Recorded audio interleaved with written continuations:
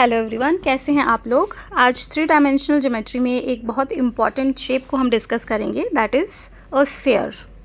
Definition की अगर हम बात करें तो इस स्फेयर को हम 3 डायमेंशनल स्पेस में डिफ़ाइन कर सकते हैं, जिसमें एरिया और वॉल्यूम दोनों हैं। सर्कल की तरह ही सरफेस के हर पॉइंट से एक पर्टिकुलर पॉइंट से इसकी डिस्टेंस सेम रहती है, जिसको हम रेडियस बोलते हैं। स्फेयर पूरी तरीके से एक कर्व्ड सरफेस है। पूरी तरह एक कर्व्ड सरफेस होने के कारण इसमें कोई फ्लैट सरफेस नहीं है, जिस वजह से इसकी कोई एज या भुजा और वर्टिसेस नहीं होते हैं। इसी प्लेन के द्वारा कट करने पर इसका क्रॉस सेक्शन एरिया निकलता है और वो क्रॉस सेक्शन एरिया हमेशा एक वृत्त या सर्कल होगा। सरफेस और सेंटर के बीच के डिस्टेंस को हम रेडियस कहेंगे और सरफेस के दो पॉइंट्स को मिलाने वाली वो रेखा जो सेंटर से होके जाएगी उसको हम स्फेयर्स का डायमीटर बोलते हैं। इसके रियल लाइफ एग्जाम्पल हो सकते हैं बास्केटबॉल और ग्लोब और फुटबॉल। आप देख सकते हैं ये स्फेयर की जनरल इक्वेशन है, जिसमें x0, y0, z0 कोई रैंडम पॉइंट है सर्कल की सतह पर और r हमने इसमें रेडियस को कंसीडर किया है। अभी जो हमने कुछ स्पेसिफिक डेफिनेशंस डिस्कस किए हैं वो आप देख सकते हैं।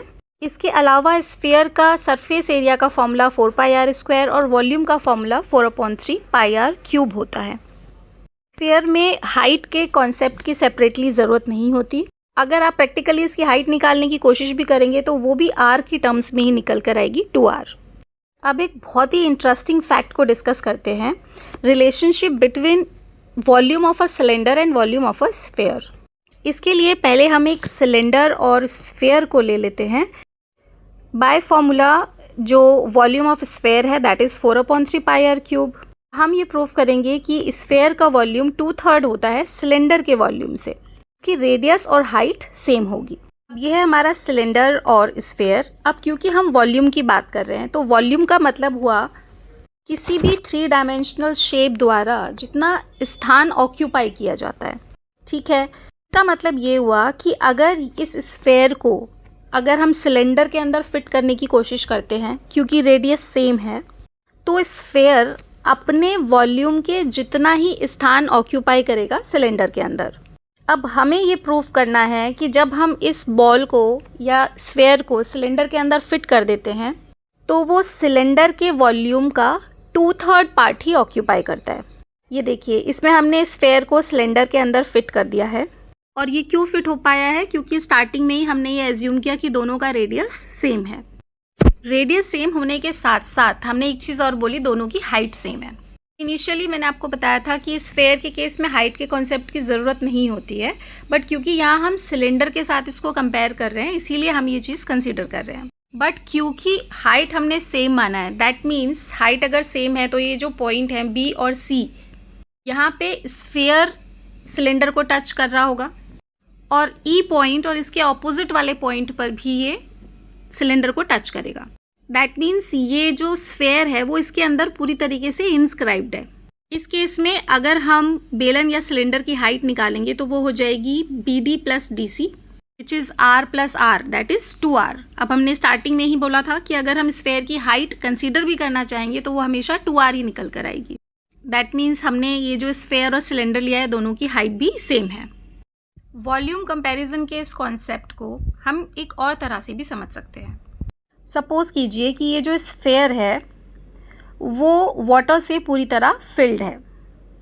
अब इस वाटर को हम पूरी तरह इस सिलेंडर में पोर करने की कोशिश कर रहे हैं, डाल रहे हैं।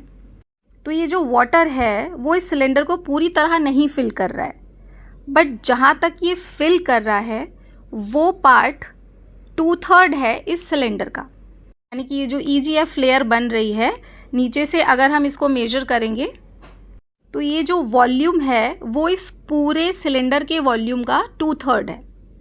और ऐसा कब होगा?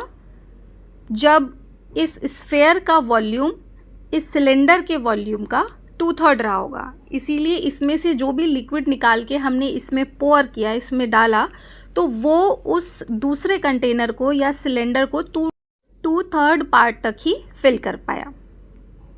दैट मीन्स जो सिलेंडर में ब्लू पार्ट है that is 2/3 of volume of cylinder. Practically समझ के अब हम इसका डेरिवेशन भी इजीली समझ सकते हैं। वॉल्यूम ऑफ स्फेयर होता है 4/3 पाई आर क्यूब। h हम पहले ही निकाल चुके हैं 2r है।